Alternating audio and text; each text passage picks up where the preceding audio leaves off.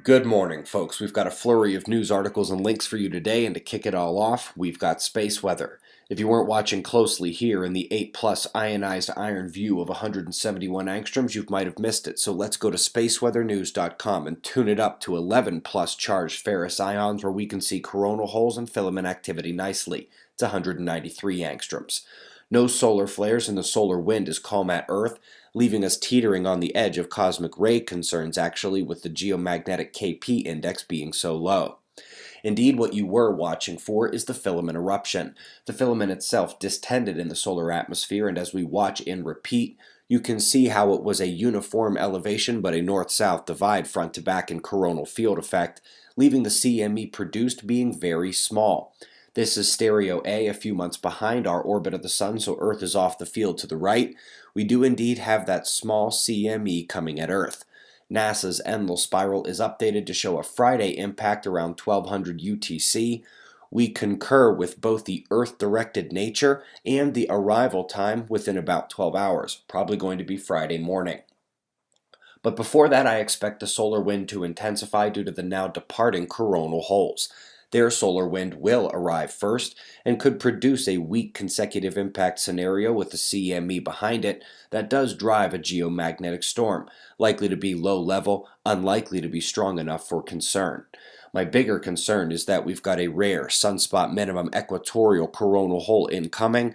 Just as the southern solar polar fields are spiking in power, we've got a magnitude 8 risk assessment chain going on Twitter that is worth checking out.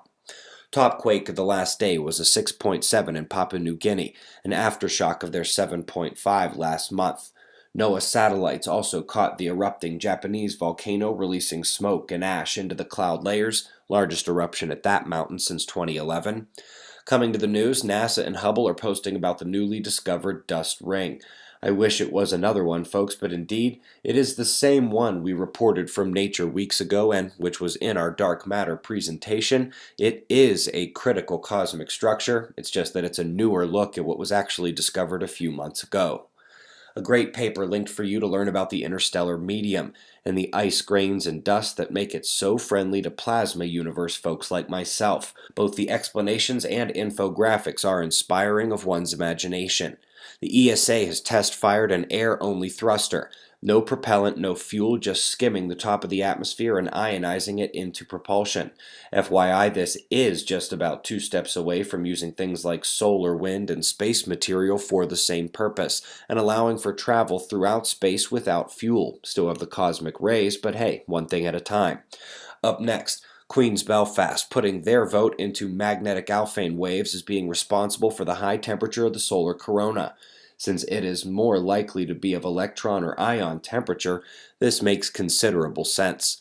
Then we have a weirdly linked experiment to our world where E equals mc squared was invoked as one high energy particle was found to spit out many more particles, and not just a cascade, but possibly involving the electric vacuum or possibly involving elemental separation of a Markland convection. That would make a lot of sense. Lastly, folks, interesting paper on how we see magnetic fields of disk galaxies, what you'd expect from above, and yes, those are the arms, but perhaps not what you'd expect from the plane in on the equator. Either way, good stuff to know if you're a magnetic fields fan. Deeper look episodes of conference material keep on coming, folks. We greatly appreciate your support.